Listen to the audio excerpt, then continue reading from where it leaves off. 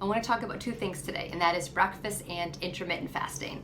This week and last week, I've been talking a lot about protein in my feed and about the importance of having adequate protein at breakfast because that can help you feel full longer and it can even help prevent carbohydrate cravings later on in the afternoon. And this is really important for women with PCOS because I know you tend to have a lot of carbohydrate cravings. So that's one area of research, is to have adequate protein during the day, especially have enough at breakfast. Now, there's a lot of other areas of research going on right now, and this is why I think one of my followers who DM'd me was very confused. She had said she was skipping breakfast because she thought this is what you were supposed to do if you were doing intermittent fasting. And that is true. That is one of the protocols that you could do, would be to skip breakfast. So it gets a little confusing because there are different areas of research. The first area of research that's big right now is eating within your circadian rhythms, and I think this whole stuff is fascinating. Basically, think about how our ancestors lived, the cavemen and women.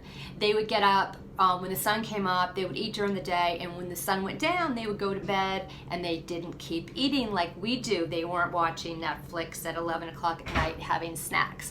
It turns out our bodies are not designed to be digesting this food late into the evening.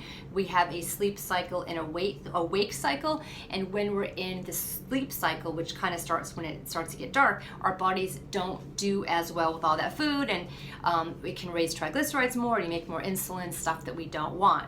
So ideally, we would be eating more of our calories earlier on in the day and then kind of taper down as the day goes on. So that's eating within our circadian rhythms. But another area of research that's going on right now is something called intermittent fasting. And I think we need more studies, but there's many types of intermittent fasting, which I'm not going to get into right now.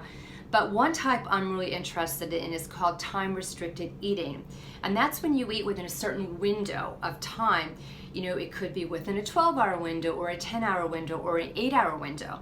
So for example, if you had breakfast at 8 in the morning, then you would stop eating by 5 p.m. I think that's an 8-hour window, or I can't do my math, whatever. But most of us don't do that. Most of us maybe have breakfast at 8 and then we continue having snacks up until 9 or 10 o'clock at night.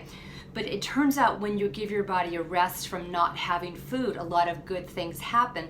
So you really want to give your body that rest. So the areas of research that are out there, that some of them conflict a little bit. It's having adequate protein in the morning. Then there's eating within your circadian rhythm, so you eat more earlier on in the day and less as the day goes on.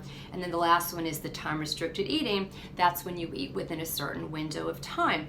So I think what one of my followers was trying to ask me was that she was skipping breakfast and she was probably eating her first meal at noon, and then she was maybe finishing her last meal by 8 p.m. So she was eating within an 8-hour window. So the question is, what do you do? Okay, so supposedly that's a good thing because you're on the time-restricted eating. In the ideal world, you would be, if you wanted to do time-restricted eating, you would have a good breakfast with protein, maybe at 8 o'clock or 9 o'clock, and then you would stop eating by 5 or 6. A lot of people can't do that just because socially we can't do it that way. So in that case, what I would say is if you're not really hungry when you first wake up in the morning, it's okay to skip breakfast, maybe half your first meal at 11, but then stop eating by 7 or 6 or whatever. But what I wouldn't want to happen, and here's the problem, because this can happen, for some people, if you skip breakfast, you get really, really hungry and then you overeat later on in the day, or you don't feel well. Or you might even rationalize in your head, I didn't have breakfast, so I can kind of eat whatever I want in the afternoon, or for dinner I can have this massive dinner.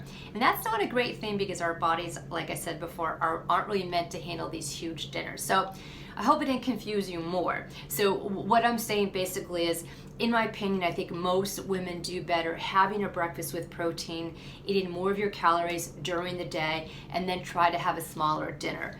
If that doesn't really work for you, go ahead then and maybe have breakfast later. You don't have to have it the minute you get up. Maybe have breakfast by 11 or a meal, whatever you want to call it.